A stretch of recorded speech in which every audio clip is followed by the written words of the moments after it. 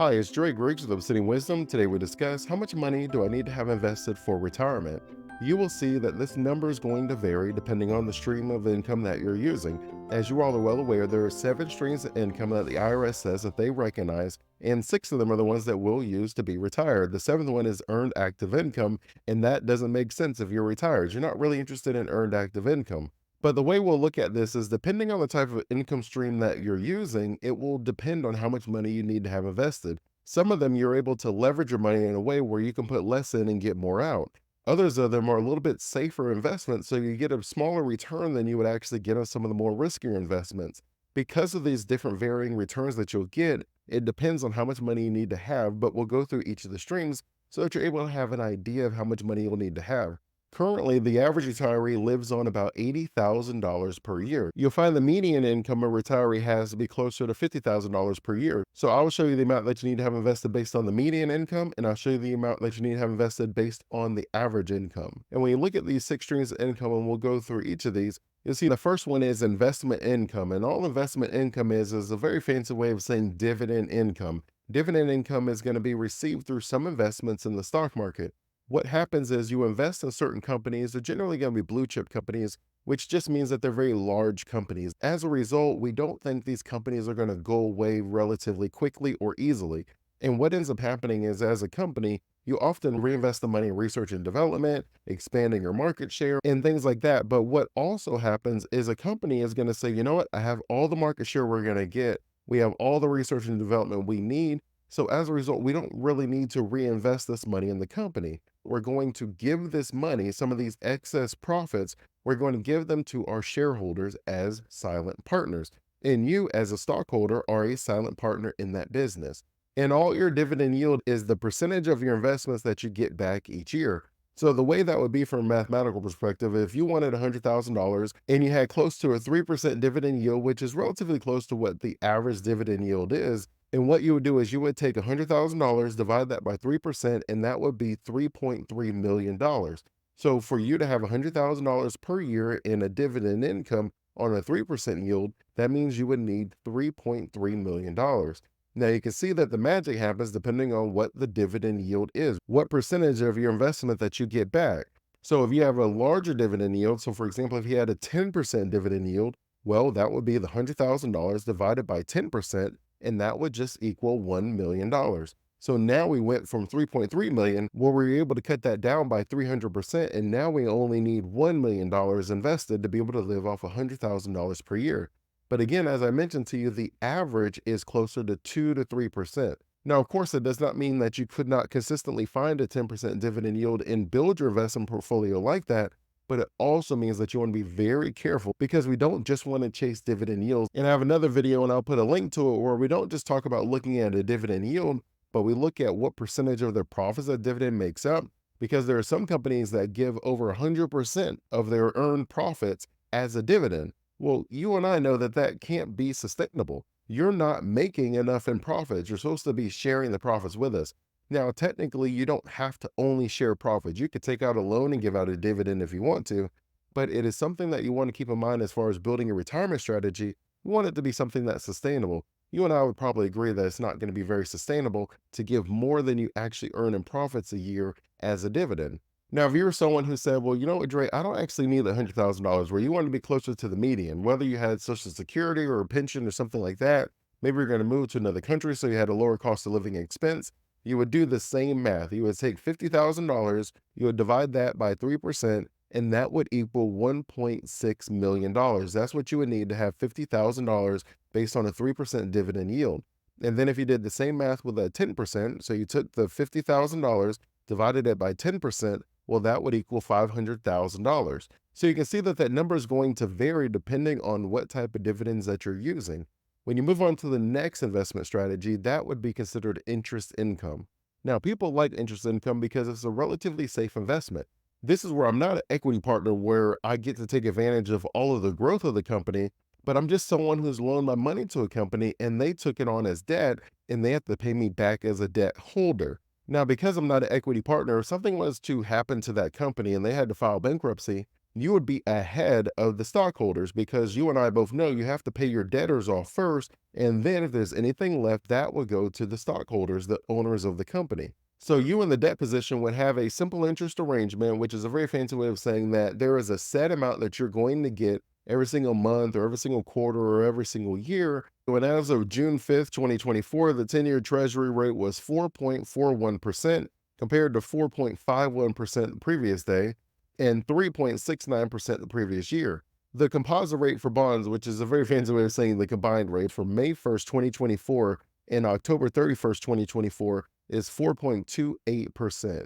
So as you can see, when we talk about interest income, now we're able to say, okay, I'm actually getting a nice return. I'm getting about 4%, and that is considered relatively safe. I'm investing in government debt, and the assumption is the United States isn't going anywhere and that eventually they'll pay off some of the debt. But even saying that out loud, I'm not actually very confident that that's a true statement. When you listen to people talk about the way they want to change the country and how they're going to make it better, you don't hear anyone talking about the debt anymore. And it's kind of crazy as you look at the way the debt keeps increasing. Now, if the debt is something that concerns you and you want to look at other currencies to invest in, then I've seen people look at Switzerland, Norway, Denmark, where they have little to no debt. Some of them even are closer to the gold standard. No one's really on the gold standard, but some countries are collecting gold and they're trying to collect gold based on the amount of debt that they have, but they're not firmly on the gold standard, just to be clear. Now, because I'm someone who believes that if the United States was to go down, if the United States goes into a depression or something of that nature, that it would have a ripple effect throughout the entire world because we're the number one consumer, because there's a lot of countries that still trade and invest with us, because there's so much that we're interwoven into, that a lot of times if the United States is having a huge problem, there probably isn't a lot of safe places to go. But when you start investing internationally, it just takes a little bit more legwork, a little bit more preparation to understand their court systems and their corruption and whether or not the whole country is a safe investment for you. The average interest income being close to 4%, that means that you would need $2.5 million to have $100,000 generated just from your interest income. Now, I would generally put your annuity or your pension here in interest income as well. They're relatively safe investments. They're going to have a fixed amount that you're going to receive every single month for the rest of your life. Now, because annuities are offered by insurance companies and they're based on your age and your health and different things, how much you put in, what I'll do is I'll give you some ranges based on certain years. So if you're 60 years old, you have an annuity with about 1.3 to 1.5 million. On average, you can expect to have a 6 to 7% payout. And as a result, that would generate you about that $100,000 that you'll be looking for. If you're 65 years old, because you have a shorter life expectancy, right? That's just generally how the math works out. You would only need 1.1 million to 1.3 million. So you don't need as much as you previously had. And then the payout is a little bit higher. So that's 7 to 9%. And then if you're 70 years old, you would only need 900,000 to 1.1 million. And then that annuity payout would be somewhere between 9 to 11%. So you see that the amount that you need to invest goes down and the amount that you receive as far as a percentage of your payout goes up. And the reason for that is pretty straightforward. Because the annuity is offered by an insurance company, there are actuaries who are working. The actuary is someone who's going to be able to say, this is how long I think the person's going to live. This is how much money they need to have. This is whether we're going to even approve them for the annuity. And when you look at all these mathematical calculations, there's a couple things that are going on. One is if the average American lives to, let's say, 80 years old, I think it's like 77-ish or something like that. That means if you gave me $1 million as the insurance company at 70 years old, that means I got to find a way to get the money back to you within the next 7 to 10 years, because that is what your average life expectancy is going to be. And because I have to make it enticing for you to take the annuity, I can't just offer you $1 million. I can't say, well, you want $100,000 per year, give me $1 million. I give you $100,000 every year over the next 10 years. I could have invested that anywhere and received even the smallest return. I could have put that in a money market account and received a more of a return than that. And so when you look at the annuity, they end up increasing the payout because they have to make it enticing, where if this person is going to be around for 10 years, then I need to give them a much larger percentage of their money back, because it's not that I just want to give you back the money you gave me. I want to give you a little bit of a return as well, because in most annuities, you don't get to take advantage of the growth of the investments in the stock market, because they're giving you the risk-free approach of saying, you know what, I'm going to give you about 2% of what your annuity is. And then it's on me as the insurance company to make that difference up in the stock market. And so they end up giving you the guaranteed return while they take on the risk. Now, of course, you and I know that on average, the stock market is going to outpace that 2%. And so they're not taking on a significant amount of risk on the overall long-term strategy. they are taking some short-term risk because in any given year, the stock market could go down. You could lose value in your investments, and they're still going to give you that 2% annuity return. Now, of course, there's a lot of things that go into consideration when you're choosing an annuity. And what I'll do is I'll put a link to another video where I go into a little bit more details about the annuity, but we'll keep moving right now. We'll move on to rental income. So rental income is just as it sounds. For most people, you're going to be renting real estate. For some of you, you might have a business and you're renting equipment, but we're going to talk to the majority of you that are going to be renting real estate. And the way that you normally would calculate that is you would say, what is the amount that I would need to cash flow in that property based on the investments that I have, based on the mortgage that I have? And what we normally use is called the 1% rule, which is just a very fancy way of saying that whatever your mortgage is, whatever the value of the property is, we would normally say 1% of that value should be what you receive in your rental income. So if you have a $100,000 property, you should generate at least $1,000 in rental income each month. If you have a $200,000 property, then you should want to generate at least $2,000 in rental income each month. So when you look at that, for you to then decide how much do I need to have $100,000 per year, what you would do is you would have to take all the expenses of that rental, and then you would take the income that you're receiving from the rental, and whatever you net, you would then say, okay, what am I netting? What people will generally really expect to have is if you have a mortgage, you probably can expect to net where the amount of money that you cash flow comes into your bank account is normally going to be $500 to $1,000. If the mortgage is already paid off, then you can obviously expect to receive a lot more than that. What we'll do is we'll use the $1,000 and we'll use the $500 to make our life easy for us. And if you're netting $1,000 every single month, that would be $12,000 per year. So you would need to have somewhere between 9 to 10 properties that have $100,000 set aside. Now, if you're someone who says, well, Dre, I'm going to be closer to that median, then you would only need $50,000. So we would basically cut that number in half. If you had $1,000 that you were netting on every single property, and then you had $12,000 every single month, well, as you see, you'd only need 4 to 5 properties. 4 properties would generate $48,000 and 5 properties would generate $60,000 per year. Now, if you're someone who's saying, well, Dre, I'm not able to net that $1,000 every single month. Maybe it's the location. Maybe it's a very competitive market where you're at. For whatever reason, we'll say, okay, I'm only netting $500 every single month. Well, all we would do is double the numbers. So now each property is generating you $6,000 per year instead of $12,000 per year. So instead, I now need 16 to 17 properties to generate $100,000 per year, and I need somewhere between 8 to 9 properties to generate $50,000 per year. Now, one of the cool things I learned about rentals, which is cool if you're the landlord, not so cool if you're the renter, is the floor that we normally would see, where you would be able to say, all right, if I'm able to get these smaller properties, I can get a $100,000 property, and then I can have $1,000 at least in rent. Because if you and I had a discussion about what the minimum rent is, we probably wouldn't say anything lower than $1,000 to $1,500. Rent is generally kind of expensive. And if that's the minimum, regardless of the type of property that you have, that is why I know some people will say, I'm going to buy smaller properties because they're lower cost. I'm able to get a bunch of these properties and I'm still able to charge higher than that 1% rule in rent. And so I'm able to get that cash flow that I'm looking for. Now, obviously, there is a trade-off. Everything from the location analysis that you have to perform, where there are certain properties in certain locations that are going to be that lower price, and you probably aren't going to find them in the best location. You're not surprised by the idea that the best locations to live in are probably not going to have properties for $100,000 available. That you're going to have a different type of clientele, that you may have a different type of problem in a different type of neighborhood, where it just may not work for you as far as having this passive income stream. That it may make more sense for you to pay a little bit more to get a nicer property, a nicer neighborhood, but it's almost turnkey where you don't really have to do a lot of active work. They ask less of you, and it's very easy for you to always find someone who wants to move into that neighborhood, whether it has good schooling, whether it has a great location, whatever it is. There's a different kind of trade-off that you have between a low-cost community and a high-cost community. Now, you may say, you know what, Dre, I don't even want to mess with these rental properties, and that's fine. I would probably be someone who would say that's a lot of work, and it may not be something that's for everyone. Then you can look at investing in REITs or real estate investment trust. I love these because it gives you the opportunity to just give your money to someone as a silent partner, and then they are the ones that go out, find the tenants. They're the ones that collect the mortgage payments, and they give you some of the interest off of that. They're the ones that go buy the commercial properties or the apartment complexes, and then they give you a portion of the revenue because you are the silent partner. I personally like that, especially if your plan is to get rental properties and then pay someone to manage it. And it makes the most sense for the average retiree to then just invest in a REIT and allow them to do all of the work and they just send you the check in the mail. Like that's what I think is what we all look for in retirement. where I can set it and forget it. And that's why for the majority of people, we often invest in the stock market because it just generally makes sense for the type of lifestyle that they want to have. There's a very select group of people that either has an excess amount of money where they're really looking at investing in alternative assets and they want to get creative, or it's someone that grew up in real estate and they love real estate and they kind of want to keep it as a hobby slash passion project.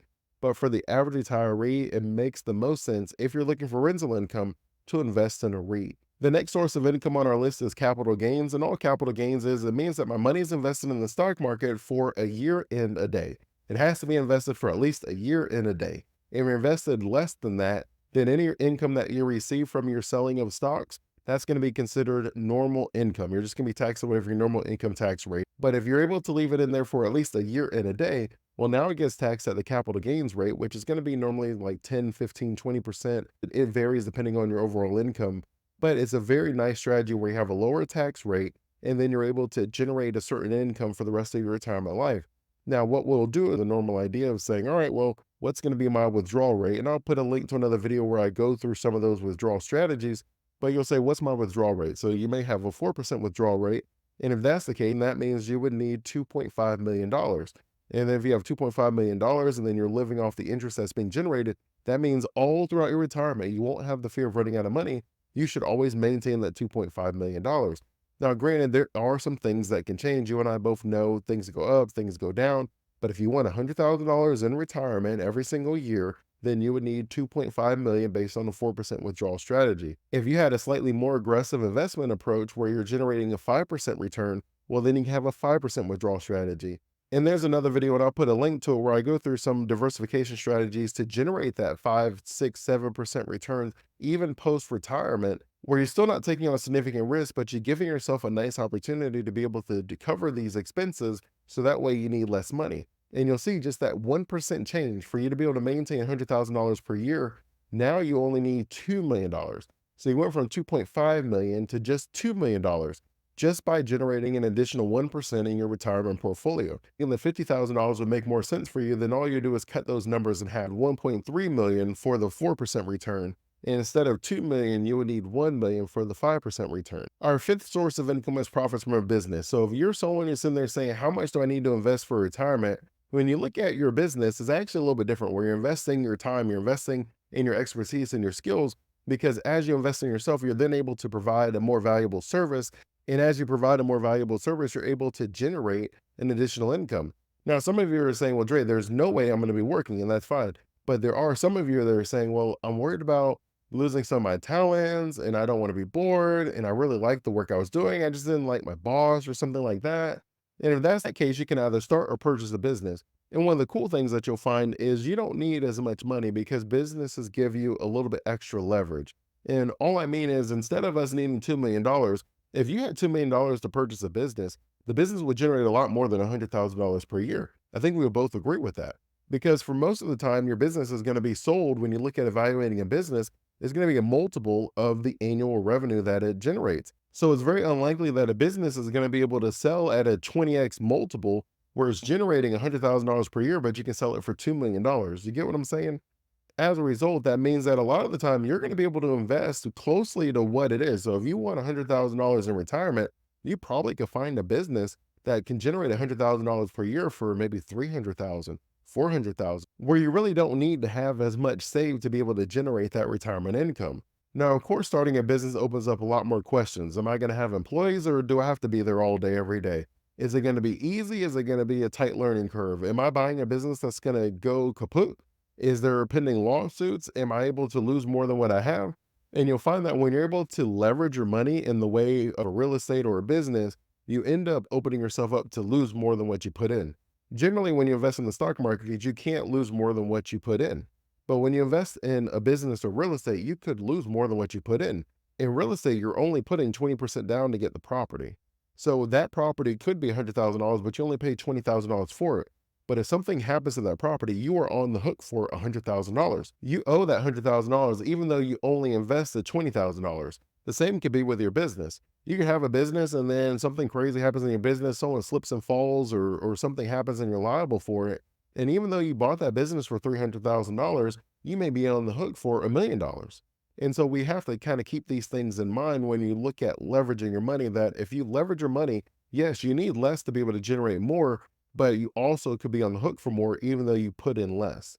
And so when you look at your business, you could definitely take advantage of buying a business, or you could start a business. And there's lots of approaches you can take when it comes to starting a business. And that leads us into the sixth and final stream of income, where we're talking about royalty income.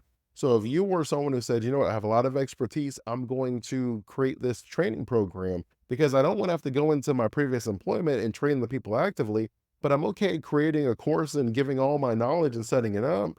And then you get paid a royalty. Whether the company pays you for each user or whether they pay for monthly access, whether you pay for an enterprise account, which just means like the whole business can just give it to any and everyone they want, and they charge you a certain amount for that, you can receive a royalty where you invested a lot of time up front, and then you're able to receive a consistent income for the rest of the use of it. You can have a book, you can have a mastermind. There are lots of things that you can do where you can give your information, you can share your knowledge and your wisdom, and then as a result, people are willing to continue buying this. I'm currently working on a book where I share my entire wealthy retirement system because I know that everyone can't afford to pay me to work with them individually, but I want to be able to share this information. So I have free YouTube videos. That is something where you can come on. I do it once and then you can watch it whenever you want. I have a lot of information I give away for free where I could charge for it, and there are people who do charge for it. But in my mind, even though 99% of the people I talk to won't be clients for mine, I'm someone who genuinely believes that wisdom should be used to make sound decisions about life, money, and happiness now and in retirement. For me, it didn't make sense to restrict that information. Now, it may make sense in your business, right? Walmart is a low cost leader. There's someone who gives away a bunch of items to a large variety of people and it has a very little markup. But then on the other end, you have a Google who gives away their stuff to 99% of the people for free. And then the 1% of people who use that data, they're able to sell it to them for a premium. Depending on the price point that you want to sell your product or service, that will tell you how many units that you need to move. For example, if I had a $10 book, I would need to sell 10,000 books every single year to generate $100,000. If I only needed $50,000, then I would only need to sell 5,000 books every single year. Right? Is that possible? Well, I would say yes, that's very doable. Now, if you're someone who said, well, Dre, I'm not interested in having 10,000 units to be sold, is there something else I could do? Well, of course, if you're someone who had a $100 per year membership site, then you would only need 1,000 people to sign up. So you went from 10,000 people to 1,000 people. If you only need $50,000 per year, could you get 500 people to sign up for a $100 membership site? And I would say yes. Now, if having an active membership site where you have to engage with this community every single week is a little bit too much for you, where that doesn't sound like a dream retirement for you, then you may just be able to put a course together, a $1,000 course. Then you would only need 100 people to purchase that course every single year to generate $100,000 per year. You would only need 50 people to purchase that course for you to be able to generate $50,000 per year if you wanted to be closer to the median retirement income. So you're giving yourself a lot of options. Now, if you wanted to offer a completely turnkey approach where the people walk in and they walk out with everything completely done, you could look at charging $10,000 per year. And in that case, you'd only need 10 people to sign up. So you may be thinking, well, Dre, if I'm charging $10,000, that means I'm probably doing a lot of work. And you would be right. But if you put a 4 to 6 week process together where 10 people give you $10,000 and then you're done, that leaves you the rest of the year to do whatever you want. You've generated the $100,000 per year that you need. You provide the services for those 5 people over that 1 month, and then you have the $50,000 that you needed per year. Now, of course, I'm someone who believes that this should make sense for you. This should be something that brings a smile to your face for you to do it. We're not just chasing the money. In fact, I'm often reminded, and I think a lot about the scripture that says, what benefit is it to gain the whole world if it costs you your soul? So for me, it's important to keep in mind what brings me happiness. Where do I want to spend my time? What are the things that I'm excited and will smile about when I wake up each morning to do? It's not about chasing the money, because if you chase the money first, then you'll find yourself selling all of your time for a little bit of money. But if it's about finding fulfillment and happiness with your time, then you're much more protective of your time, that you're not willing to just sell any of your time for a little bit of money, that it has to be something that makes sense for you, makes sense for them, and it doesn't compromise any of your core values. As always, when it comes to answering the question, how much you need to have invested, you see that it depends, which is why wisdom is such a key component of what we offer when we look at retirement planning, because it's not about a cookie cutter approach. It's not that this always works for one person and this always doesn't work. It's about what are you trying to accomplish and what is the best way to accomplish it with your risk tolerance, your timeline, your goals, and your core values. Wisdom gives us the ability to get consistent results without all of the regret that many of us face along the way. If you found value in this video, I simply ask for you to like and subscribe so you can continue receiving valuable insight on how to create your own wealthy retirement system so that you can worry less and live more.